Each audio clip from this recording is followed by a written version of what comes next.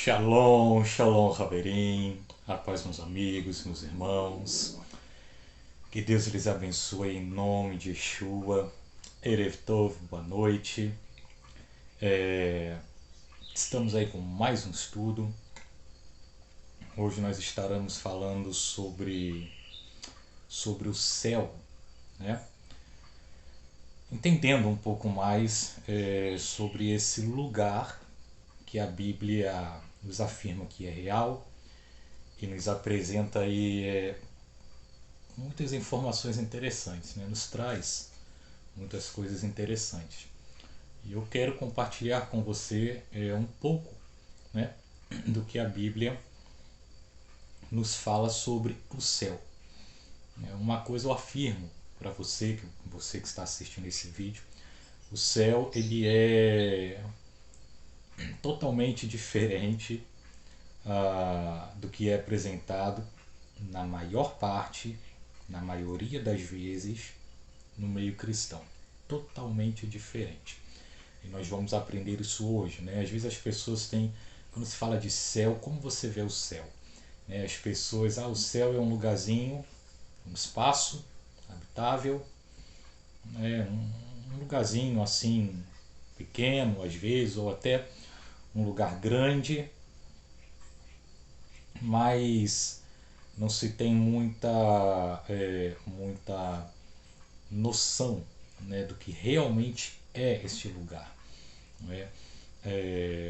A nossa mente, ainda que limitada, segundo o que a Bíblia nos traz, conseguimos alcançar bastante coisa com relação ao céu.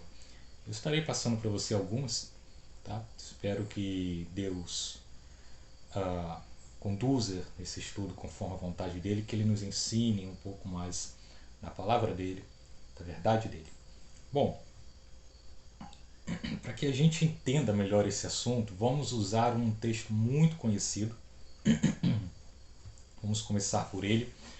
Gênesis, capítulo 1, verso 1. Tá?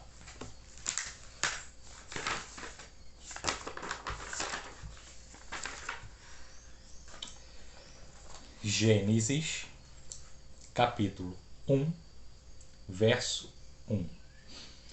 Eu vou ler no português, depois eu vou ler no hebraico e traduzindo, tá? E vou traduzir, tá? Vamos lá. Gênesis 1, 1. Em princípio, o Eterno criou os céus e a terra. Ponto. No hebraico está Bereshit bara Elohim etz ha-shamayim ve'etz haaretz. O que isso significa? No princípio, ou em um princípio aí o qual não sabemos, em um princípio, Deus ele criou o Shamaim, tá? E Haaretz é a terra. Mas o que eu quero focar nesse texto em hebraico que eu li aqui, por que eu li o texto em hebraico? Porque esse texto possui aqui a palavra Shamaim, tá? A palavra Shamaim. E esta é a palavra-chave no texto para compreendermos um pouco mais sobre a questão do céu. Por quê? Porque existem palavras hebraicas e gregas também que o nosso português não acomoda. Né? Quando se traduz, vamos colocar assim, é praticamente impossível de se traduzir mantendo toda a informação original da palavra. Né? Tudo aquilo que a palavra originalmente tem e traz. Às vezes isso é impossível quando se trata de traduzir algo do hebraico ou algo do grego. Né? E a palavra Shamaim ela se encaixa nesse perfil. A palavra Shamaim ela não se traduz como céus. E ela também não se traduz como céu. Nem céu, nem céus. Tá? Por que foi colocado céus em algumas traduções ou céu em outras traduções? Vamos colocar assim, para que o povo pudesse ler na sua língua, entender um pouco. Né? Senão, o que eles iriam colocar ali? Eles poderiam, é claro, ter mantido a palavra chamaim. Aí seria necessário explicar às pessoas o sentido original dessa palavra, mas não quiseram fazer isso. Preferiram colocar algo aí que se aproximasse da palavra hebraica chamaim. Colocaram céus, né, no plural. Ou seja, não um céu, mais de um céu. Mais de um. Mas mesmo assim ainda fica muito longe. Tá? A palavra chamaim é uma palavra hebraica escrita no plural. Essa palavra ela é formada por outras duas palavras. A palavra esh, que significa fogo, e a palavra maim, que significa água. Então você tem na palavra chamaim, fogo e água. Tá? Dois elementos aí muito conhecidos aí. Tá? Quando essa palavra ela é usada, sempre que uma palavra assim é usada por um israelita, por um judeu, a palavra chamaim ou a palavra Elohim também, Elohim não se traduz como Deus. Tá? Não significa Deus, por favor. Se você já ouviu isso, esqueça. Está errado.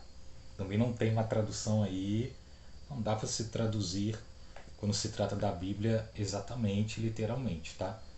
A tradução literal dessa palavra é deuses, plural, mais de um Deus. Tá? Se fosse traduzir literalmente, mas porém isso não se faz concernente à escritura quando ela aparece. Tá? Então, palavras assim no plural, como chamaim, Elohim, quando elas são usadas, normalmente é para se fazer menção à grandeza de alguma coisa. A grandeza, a totalidade do poder de alguma coisa, do próprio Deus, né? Vamos colocar assim, totalidade do poder de Deus, do seu reinado, ou quando é aplicada com relação a alguma coisa que ele criou, faz menção à grandeza, à magnitude dessa criação. É por isso que a palavra chamaim aparece em Gênesis capítulo 1, verso 1. Né?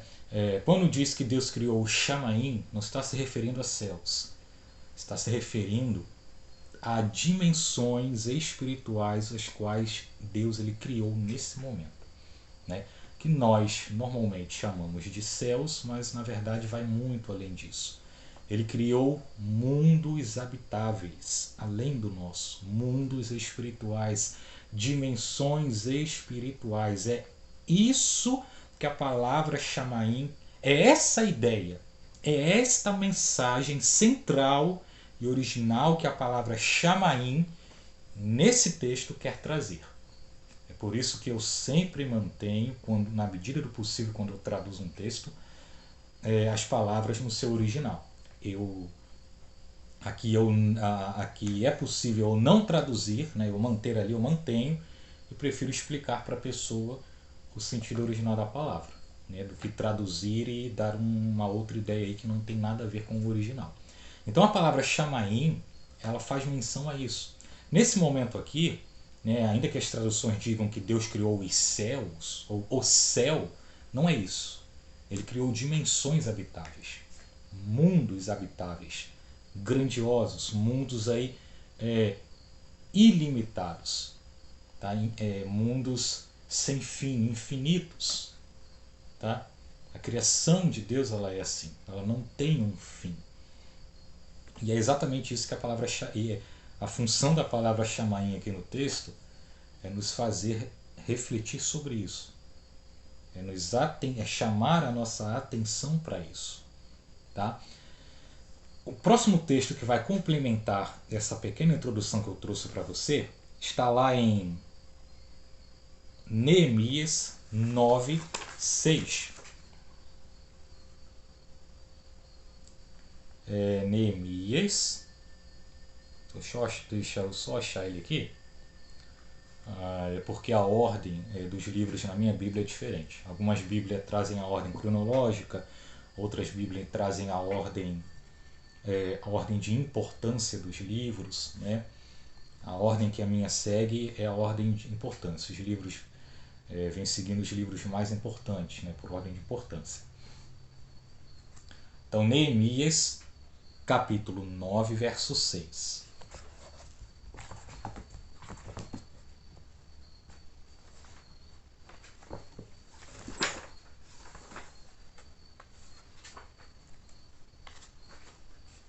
Vamos lá. Neemias 9, verso 6, que diz assim: Tu só, tu és o Criador, tu fizeste os céus, olha só, prestem atenção nisso, tu fizeste os céus, ponto. Então aqui temos mais de um, ok? Mais de um lugar, vários. E os céus dos céus, como que é isso?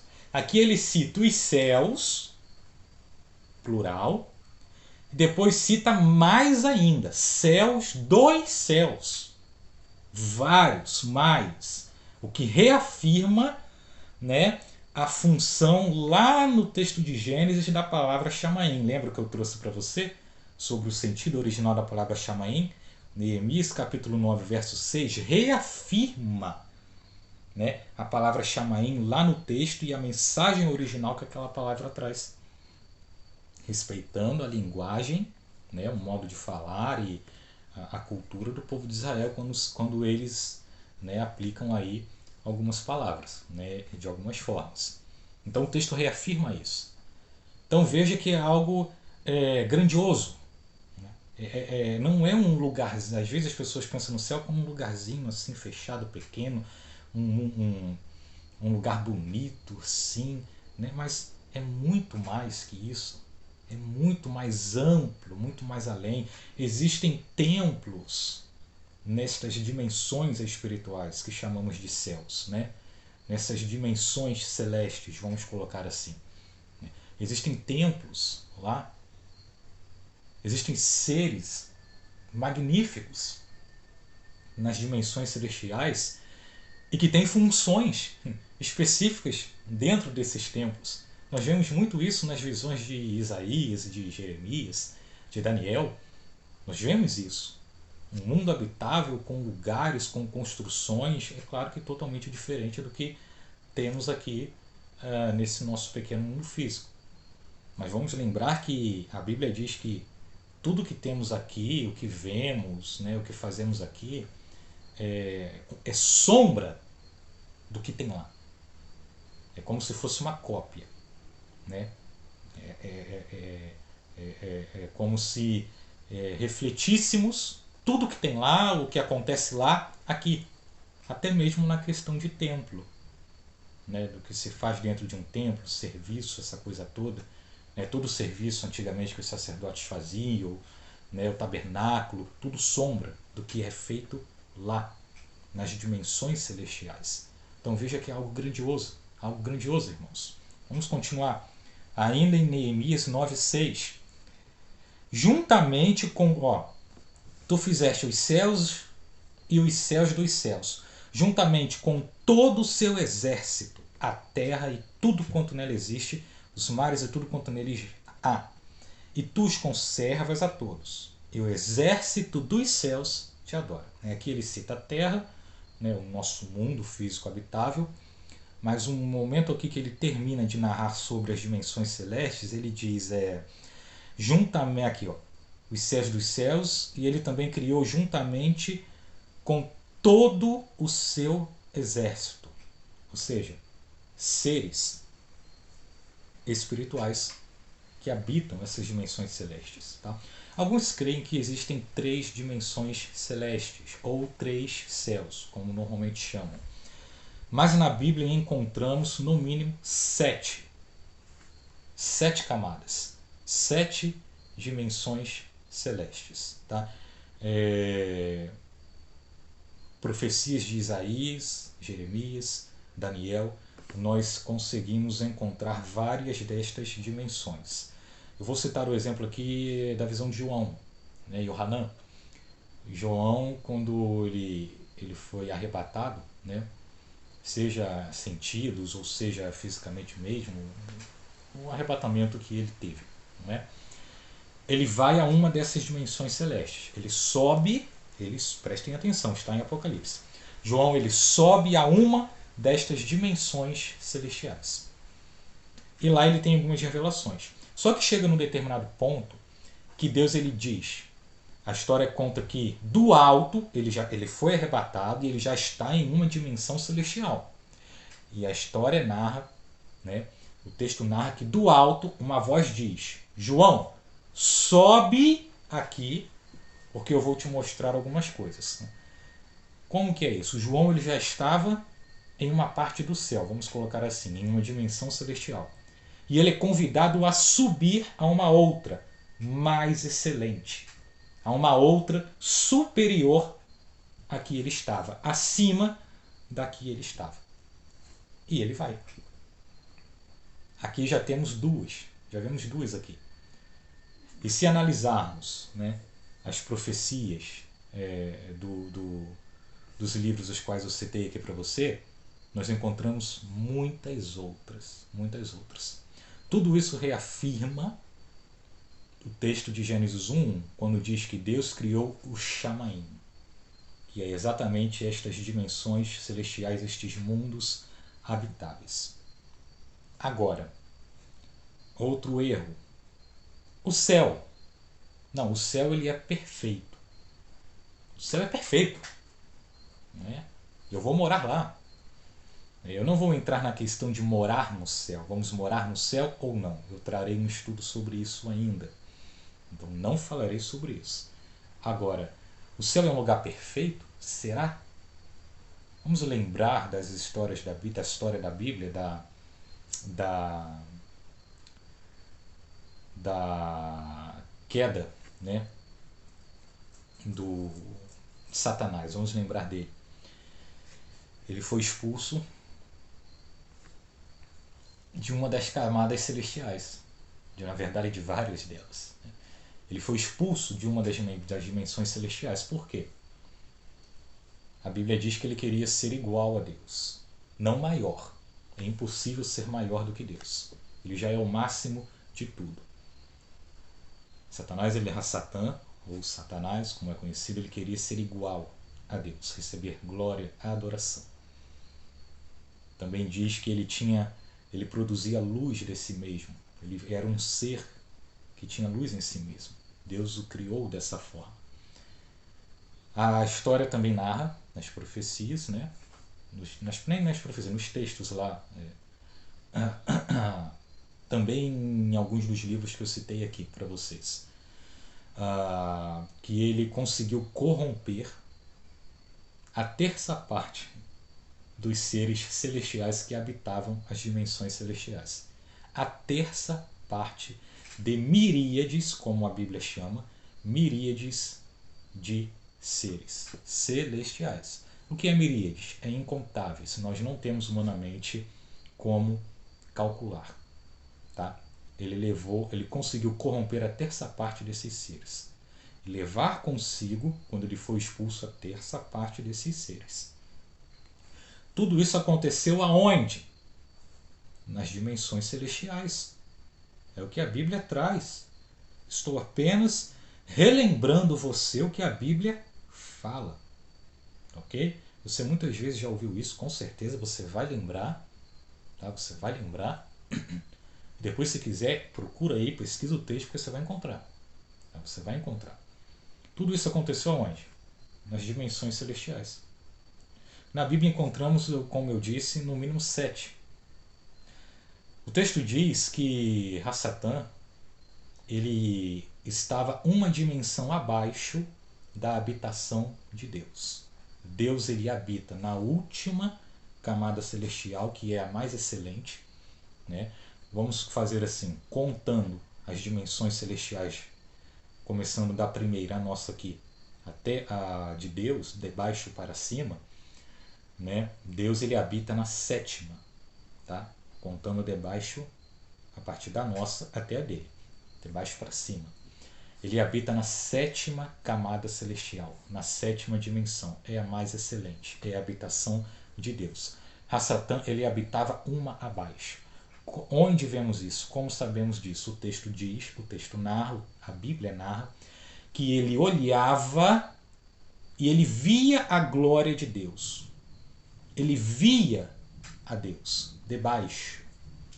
E ele colocou em seu coração o quê? A Bíblia narra exatamente dessa forma que estou trazendo. Subirei ao mais alto céu, é o que está escrito. E colocarei o meu trono lá, nas alturas, e serei como ele. Então Hassatan, ele olhava uma dimensão abaixo da que Deus habita, ele olhava e via. E ele intentou em seu coração subir a essa sétima e última camada celestial, onde Deus habita, e estabelecer um trono lá e se igualar a Deus. E é claro, isso não foi permitido. Tá? Então Hassatan, ele habitava na sexta camada celestial. Na sexta. Aí eu pergunto, isso tudo no céu. Tá? Lembrando que o céu, eu já trouxe aqui a extensão do céu, a amplitude disso. Estou trazendo para você as camadas agora celestiais, como a Bíblia traz, como a Bíblia narra, usando textos da Bíblia, tá? E os textos que já lemos. E toda essa confusão aconteceu nas dimensões celestiais. Isso foi fruto do quê? Pecado. Mas pera lá. O pecado nas dimensões celestiais, o mal presente nas dimensões celestiais, exatamente. Exatamente. Ou eu estou mentindo aqui? Não é o que a Bíblia narra? Não é a história? Não é o que está relatado, revelado a nós sobre Hassatan, sobre o que aconteceu e sobre ele ser expulso? O mal entrou nele, ele habitando as dimensões celestiais, o mal entrou nele, o pecado entrou nele, e ele fez essa confusão toda lá. Corrompeu vários dos seres celestiais e depois foi expulso. Tá? Ele foi expulso, na queda dele, quando ele foi expulso, ele não foi expulso para a terra. Tá? Isso também é uma grande mentira, não é o que está escrito não. Veja lá em Apocalipse. Vamos lembrar do textozinho de Apocalipse. O que diz lá? Isso já na grande tribulação. Está escrito: ai dos que habitam sobre a terra, porque o diabo, vosso adversário, ele desceu até vós. É o que está relatado lá. Quando que ele desce? Na grande tribulação. Se ele desce, logo ele não está aqui. Ele está acima, não é? Então, se ele desce a nós, se ele desce à Terra, se ele desce a esse planeta, significa que antes ele estava acima.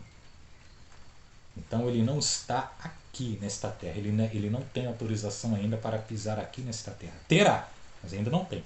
Tá? Onde que ele habita hoje? Hoje ele tem o seu reinado.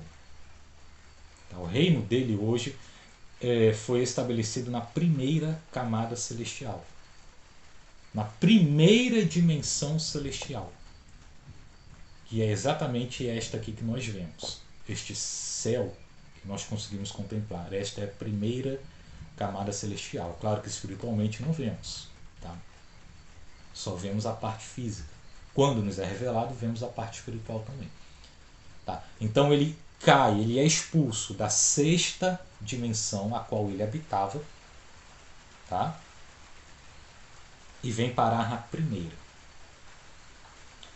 Ou seja, quando analisamos isso, nós vemos que ele conseguiu corromper seis das 7 dimensões celestiais. Apenas a 7ª dimensão do céu, que é a mais alta e sublime, a mais excelente, onde Deus habita, não foi corrompida. Lá sim, esse céu, essa parte do céu é perfeita. Não há pecado lá, não há erro lá. Agora, da sexta para baixo, até a nossa, todas foram corrompidas. Hassatan ele veio corrompendo uma a uma, convencendo vários dos seres celestiais a apoiá-lo na subida dele até a habitação de Deus, para ele colocar um trono lá e se igualar a Deus. Richard, de onde você tirou isso? Meu Deus, isso parece aos meus olhos, aos meus ouvidos, loucura. É Bíblia, irmãos. É Bíblia.